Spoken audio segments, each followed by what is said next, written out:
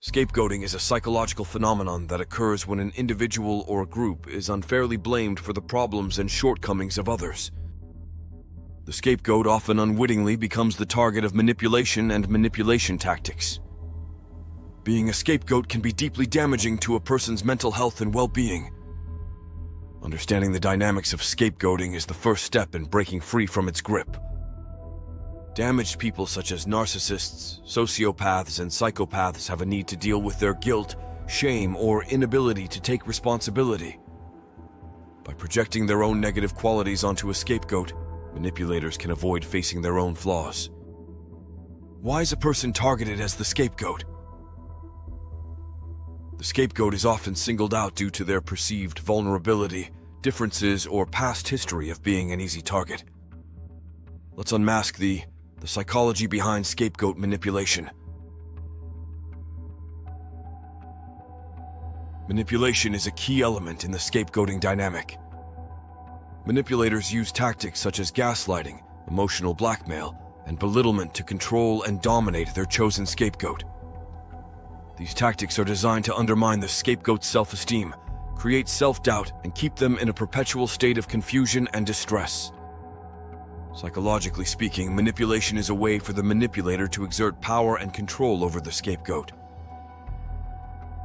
By making the scapegoat doubt their own reality and question their worth, the manipulator gains a sense of superiority and maintains their position of authority. It is essential to recognize these manipulative tactics in order to break free from their destructive influence. Here are 3 sure signs you've been a scapegoat. 3 signs you are or have been a scapegoat are: 1. Taking on blame that isn't yours. 2. Being harshly or constantly criticized for violating unrealistic standards. And 3. Someone projecting their flaws and failures on you. If you find yourself taking on blame that isn't yours, that's one sign you've been the victim of scapegoating. Scapegoats often feel a persistent sense of guilt, shame, or unworthiness, even when, rationally, they know they're not at fault. Someone who harshly or constantly criticizes you or isolates you is a manipulator who is using you in the scapegoat role. Another telltale sign of being a scapegoat is when others consistently project their flaws and failures onto you. It is essential to understand that these patterns are not a reflection of your true worth or character. Recognizing the signs of being a scapegoat can empower you to reclaim your agency and break free from the cycle of manipulation. What is the impact of being a scapegoat on mental health? Being a scapegoat can have a significant impact on an individual's mental health and well-being. The constant barrage of criticism, blame, and manipulation can lead to feelings of anxiety, depression, low self-esteem, and even post-traumatic stress disorder, PTSD. The long-term effects of scapegoating can extend into various areas of a person's life. Relationships may suffer, as the scapegoat may struggle with trust and intimacy. They may also develop a deep-seated fear of failure or rejection, hindering personal and professional growth. Seeking support from mental health professionals can be instrumental in navigating these challenges and rebuilding a sense of self-worth. Here are 5 strategies to break free from manipulation. Escaping the hell of scapegoating requires a multifaceted approach.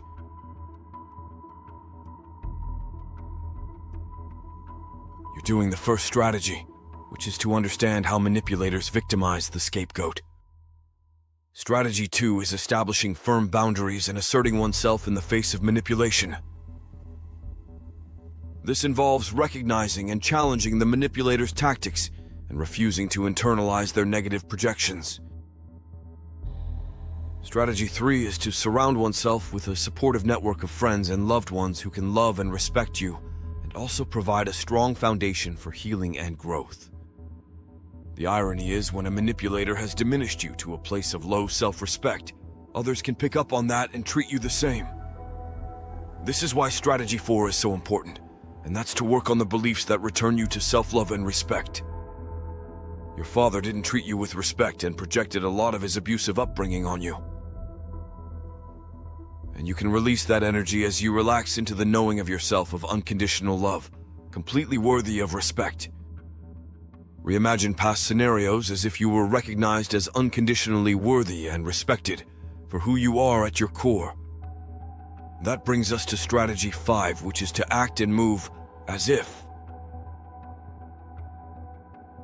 This isn't fake it till you make it, but relaxing into that part of you that knows yourself as unconditional love, worthy of respect. That means you hold your body as if you were unconditional love incarnate, worthy of core self-respect. Don't verbalize this with others, as this is what narcissists do. Just relax into the being and move with this as your belief. As you do this, you'll get better at boundaries, strategy 2, and will attract more supportive people to your inner circle. What are the therapeutic approaches to recovering from scapegoating? In addition to the 5 strategies I just identified, you may also seek therapies that can help you even more. Therapy can be a valuable resource for individuals recovering from scapegoating. Cognitive behavioral therapy, CBT, can help identify and challenge negative thought patterns and beliefs. Through CBT, individuals can develop healthier coping mechanisms and gain a greater understanding of their own worth and capabilities. Another therapeutic approach is psychodynamic therapy, which focuses on exploring and resolving unconscious conflicts and patterns.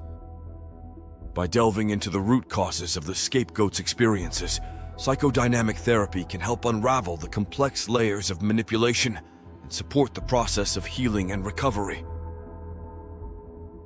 Conclusion: you can escape scapegoat hell. Escaping the hell of scapegoating is a challenging journey, but one that is essential for personal growth and well-being.